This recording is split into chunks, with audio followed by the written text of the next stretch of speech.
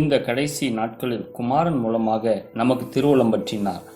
தேவனுடைய வார்த்தைகள் சத்தியமும் நித்தியமும் அவைகள் மாறாதவைகளுமாய் இருக்கிறது. அவைகளை நாம் அறிந்து அவைகளின்படி நாம் செய்யும்போது நிச்சயமாலுமே நம்முடைய வாழ்க்கையில் ஆசீர்வாதம் செழிப்பும் உண்டாகும், கிருபையும் சமாதானமும் உண்டாவதாக. இந்த வார்த்தையை கேட்கிற உங்கள் யாவரையும் ஆண்டவராகிய தேவன் உங்களை ஆசீர்வதிப்பாராக. தொடர்ந்து சத்தியங்களை கேளுங்கள். அது மாத்திரமல்ல, இந்த யூடியூப் சேனலில் நீங்கள் சப்ஸ்கிரைப் பண்ணாமல் இருப்பீங்கன்னா அதை சப்ஸ்கிரைப் பண்ணுங்கள். அதோடு கூட அந்த பெல் பட்டனை ப்ரெஸ் பண்ணுங்கள். அப்பொழுது நாங்கள் தினமும் அப்லோட் செய்கிற இந்த தேவ செய்திகள் உங்களுக்கு கிடைக்கும்.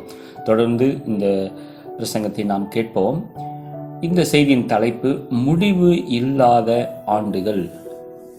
Years will never end.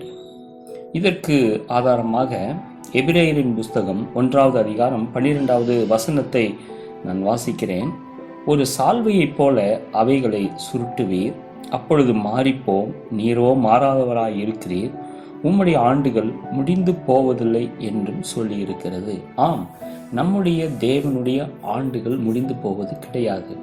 அவரே ஆதியும் அந்தமுமாய் இருக்கிறார், அல்பாவும் ஒமேகாவுமாய் இருக்கிறார், முந்தினவரும் பிந்தினவருமாய் இருக்கிறார். அவருடைய ஆண்டுகள் முடிந்து போவதே கிடையாது. ஏனென்றால் அவர் ஆதியிலே இருந்ததான தேவன். நமக்கு எப்பொழுது அவர் தோன்றினார் என்பதே நமக்கு தெரியாது. எப்பொழுது தேவன் இந்த பூமியிலே எப்பொழுது பூமியும் வானத்தையும் படைத்தார் என்பது கூட நமக்கு சரித்திரங்கள் அவ்வளவு தெளிவாய் சொல்லப்படவும் இல்லை. ஆனால் பூமி உண்டானது.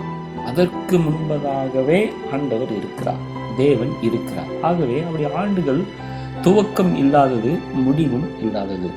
அவர் ஆதியிலே பூமியை அஸ்திவாரப்படுத்தினார் என்று சொல்லப்பட்டிருக்கிறது. வானங்கள் அவருடைய கிரியைகள் என்று சொல்லப்பட்டிருக்கிறது. ஆனால் இந்த வானங்களும் அழிந்து போகும், அவருடைய கிரியைகள் இந்த பூமியில எல்லாம் அழிக்கப்பட்டு போகும், அழியலாம். ஆனால் தேவன் நிலைத்து நிற்கிறவர். ஆமென். நீரோ நிலைத்து இருக்கிறவர் என்று சொல்லப்பட்டிருக்கிறது.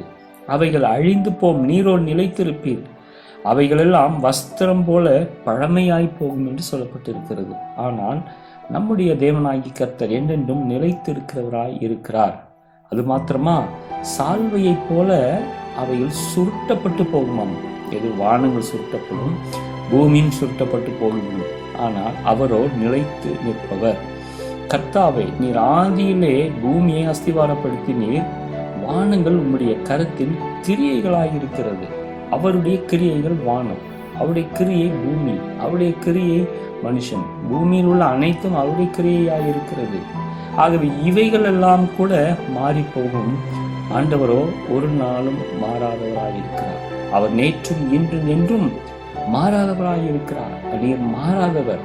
ஆம், அவர் என்றென்றும் மாறாத தெய்வமாக இருக்கிறார். நித்திய நித்தியமாக அவர் நிலைத்து நிற்பவர்.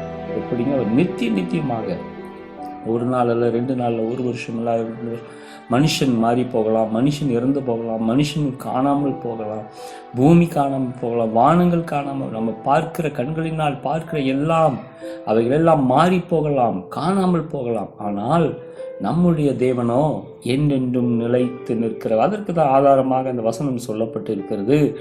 நீரோ மாறாதவராய் இருக்கிறீர், உம்முடைய ஆண்டுகள் முடிந்து போவது கிடையாது. ஆமென். அவருடைய ஆண்டுகள் ஒரு நாளும் முடிந்து போவது கிடையாது. மனுஷனுடைய ஆண்டுகள் 70 வருஷமோ 80 வருஷமோ 100 வருஷமோ அவருடைய ஆண்டுகள் முடிந்து போய்விட்டது. உதாரணமாக பாருங்க, ஆதாம் இருந்தார் இந்த பூமியிலே. அவர் வாழ்ந்த நாட்களில் அவர் இருந்த வருஷங்கள் முடிந்து விட்டது. அவர் வாழ்ந்த நாட்கள் முடிந்து விட்டது. ஆபிரகாம் இருந்தார், மெத்துசலா இருந்தார், இப்படி அநேக ஜனங்கள் இருந்தார்கள். அநேக எல்லாருடைய காலங்களும் மாறிவிட்டது, முடிந்து விட்டது, போய்விட்டது, இறந்து போனார்கள். இருந்த இடங்கள் தெரியவில்லை. எத்தனையோ தலைவர்கள் தோன்றினார்கள், மரித்தார்கள். இருந்த இடமே சரித்திரமே இல்லாமல் போய்விட்டது. ஆனால் தேவன் அப்படி அல்ல. அவர் ஆதியிலே வானத்தை சிருஷ்டித்தார் என்று நம்ம சொல்லப்பட்டு இருக்கிறது. அதற்கு முன்பதாக அவர் இருக்கிறார் என்று வானம் நமக்கு வேதம் சொல்லி இருக்கிறது. ஆகவே நாம் விசுவாசிக்கிறோம், நம்புகிறோம். அவைதான் உண்மை. அவர் இன்றும் மாறாதவராயிருக்கிறார். அவர் நேற்றும் இன்றும் என்றும் மாறாதவராயிருக்கிறார். அவர் நேற்று இருந்த அதே தேவன் தான் இன்றும் இருக்கிறார். இன்று இருக்கிறவரால் நாளை இருக்க போகிறார். அவர் நாளை இருப்பார். அது மாத்திரமல்ல, பூமியின் கடைசி பரியந்தம் அல்ல, அதற்கு ஒரு முடிவை, அதாவது முடிவில்லாத ஆண்டுகள், அவருக்கு முடிவே கிடையாதான். அப்ப பாருங்க, அந்த தேவன் எவ்வளவு வல்லமை உள்ளவர், எவ்வளவு மகிமை உள்ளவர்.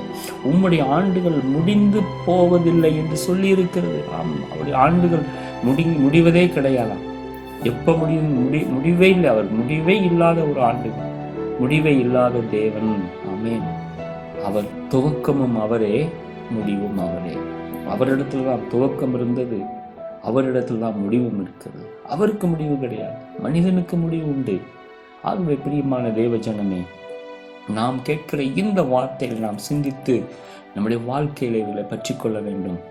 ஆண்டவர் நமக்கு எல்லா நன்மைகளையும் செய்திருக்க. அவருடைய ஆண்டுகள் முடிந்து போவது கிடையாது. வானங்கள் முடிந்து போகும், பூமி ஒழிந்து போகும். ஆனால் தேவனுடைய ராஜ்யமோ நித்திய நித்தியம். அந்த ராஜ்யத்துக்கு நம்மை தகுதிப்படுத்திக் கொள்ள வேண்டும். அந்த இடத்திற்கு நம்மை தகுதிப்படுத்திக் கொள்ள வேண்டும்.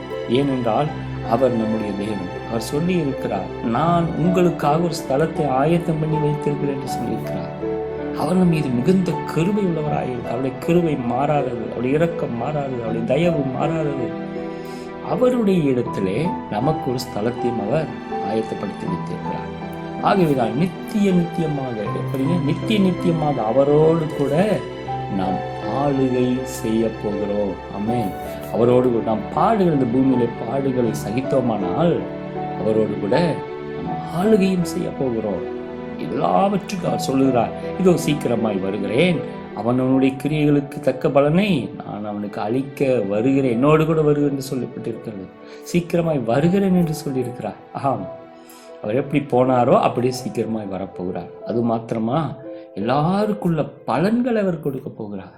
நாம் கிறிஸ்துவுக்குள்ளே, தேவனுக்குள்ளே நித்தியமாக அவருடைய ராஜ்யத்திலே நாம் எப்போதும் நிற்க வேண்டுமானால் நாம் தேவனுடைய சட்ட திட்டங்களை, தேவன் நமக்கு சொல்லி இருக்கிற வார்த்தைகள், தேவன் நமக்கு கட்டளையிட்டு இருக்கிற எல்லா பிரமாணங்களையும் நாம் கை கொள்ள வேண்டியது அவசியமாக இருக்கிறது.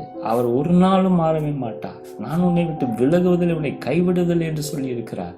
என்னுடைய ஆண்டுகள் முடிந்து போவதில்லை என்று சொல்லப்பட்டு இருக்கிறது. ஆதியிலே பூமியை நான் தான் அஸ்திபாரப்படுத்தினேன்னு சொல்லியிருக்காரு.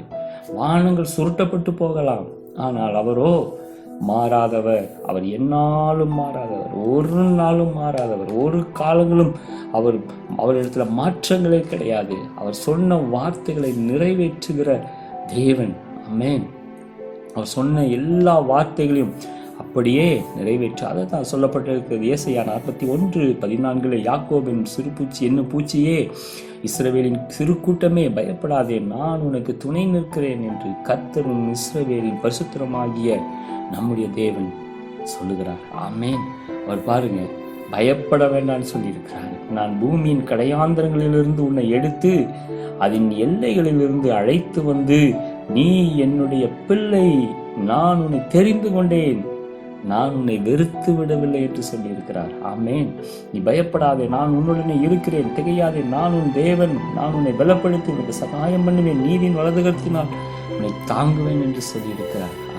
ஏனென்றால் முடிவில்லாத ராஜ்யத்தை உடையவர் நம்முடைய தேவன்.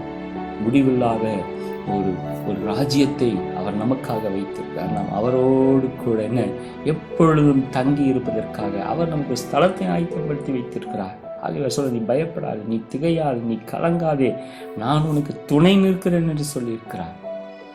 வருஷங்கள் முடிந்து போகலாம், ஆண்டுகள் முடிந்து போகலாம், ஆனால் தேவன் நமக்கு கொடுத்த இந்த ஆவி அவரோடு கூட சேரும்போது அது நித்தியமாய் ஆளுகை செய்யக்கூடியதாக இருக்கிறது. பரலோக ராஜ்யத்தில் ஆளுகை செய்யக்கூடியது. அவர் முடிவு இல்லாத ஆண்டுகளை உடையவர். அப்படிப்பட்ட தேவன். நம்ம நினைச்ச வேண்டாம், ஒருவேளை நம்ம இறந்துட்டோம்னா நம்மளால நமக்கு அப்புறம் என்ன இருக்க போகுது, என்ன நடக்க போகுது நமக்கு தெரியாது. ஆனால் வசனம் சொல்லி இருக்கிறது, தேவன் கொடுத்த ஆவி திரும்பவும் அவரிடத்துல போய்விடுவார், அவரிடத்துல போய்விடுகிறது. அப்ப என்ன, தேவன் நமக்கு ஒரு நியாயத்தை செய்வார். தேவன் நமக்கு உண்மையில் இப்போ கஷ்டப்படுறோம், ரைட், ஆனாலும் கூட பரலோகத்தில் அவரோடு கூட நித்தியமாய் நம்ம ஆளுகை செய்ய போகிறோம். முடிவு இல்லாத ஆண்டுகளை உடையவர், என்னாலும் நம்மோடு கூட, அவரோடு கூட நாம் இருக்க போகிறோம், அவரோடு கூட சேரப்போகிறோம். இப்போ இந்த பூமியில் இருக்கிற வரைக்கும் நமக்கு கிருபையின் காலம், கிருபையின் வெளிப்பாடுகள், கிருபையின் ஆசீர்வாதம் தேவன் நமக்கு அதிகமாய் கொடுக்க போகிறார், கொடுத்து கொண்டு இருக்கிறார். ஆகவே பிரியமானவர்களே, முடிவு இல்லாத ஆண்டுகளை உடையதான நம்முடைய தேவனோடு கூட நாம் என்னாலும் ஜீவிக்க போகிறோம். வானங்கள் அவருடைய கரத்தின் கிரியைகள், பூமி அவர் அஸ்திபாடுபடுத்தியிருக்கிறார். அவர் மாறாதவர், நித்தியமாக நிலை நிற்பவர். எல்லாம் மாறி போகும், அவரோ மாறாதவராயிருக்கிறார். வஸ்திரங்கள் பழமையா போகுமாம், அவர் பூமியும் வானம் வடி சால்வை போல சுருட்டி போடுவார். ஆனாலும் கூட தேவன் நம்மை ஒரு நாளும் கைவிடாத தேவனாய் இருக்கிறார். ஆமென். மனுஷனை குறித்து அவர் ரொம்ப அக்கறை உள்ளவர். மனுஷனை குறித்து, ஏன்னா அவருடைய கரத்தின் கிரியைகள் நாம், அவர் கரத்தினால் உருவாக்கப்பட்டவர்கள் நாம்.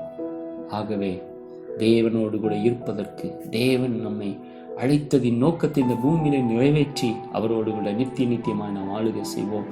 முடிவில்லாத ஆண்டுகள் உடையவர் நம்முடைய தேவனாகிய கர்த்தர். Years will never end. அவருடைய வருஷங்கள் முடிந்து போவது கிடையாது. அவரோடு கூட நாம் ஆளுகை செய்வோம். கர்த்தருடைய ஆசீர்வதிப்பாராக. ஜெபிப்போம். அன்பின் பிதாவே, நல்ல வார்த்தைகளுக்காக ஜெபிக்கிறோம். ஆண்டவரே, நீர் ஆண்டவரே முடிவில்லாதவர். உம்முடைய ஆண்டுகள் முடிந்து போவது கிடையாது. நீர் எங்களுக்காக ஒரு ஸ்தலத்தை ஆயத்தப்படுத்தி வைத்திருக்கிறேன். உமக்குள்ள எப்பொழுது நான் நிலைத்திருக்க, உம்மோடு கூட ஆளுகை செய்ய, உம்மோடு கூட நடக்க, உம்மோடு கூட கர்த்தாவே ஸ்தோத்திரம், என்னாலும் இந்த ராஜ்யத்திலே நான் நித்தியமாய் வாழ கர்த்தர் எங்களுக்கு அனுக்கிரகம் பண்ணுகிறார். அந்த வார்த்தைகளை கேட்கிற பிள்ளைகள் ஒவ்வொரு காட்சிபிக்கிறோம், வியாதியாக இருக்கிற ஒவ்வொரு காட்சிபிக்கிறோம். அவருடைய சரீரத்தில் இருக்க எல்லா பலவீனங்களும் தேவனாய் கர்த்தர் மாற்றிப்படுகிற நல்ல சுகத்தையும் பலத்தையும் தருவீராக. இந்த வசனத்தை கேட்கிற நம்முடைய பிள்ளைகளுக்கு விசுவாசத்திலையும் அன்பிலும் நிலைத்திருக்க கிருபை செய்கிற உம்முடைய கிருபை, உம்முடைய ஆசீர்வாதம், உம்முடைய பலன் அவர்களோடு கூட இருக்கட்டும்.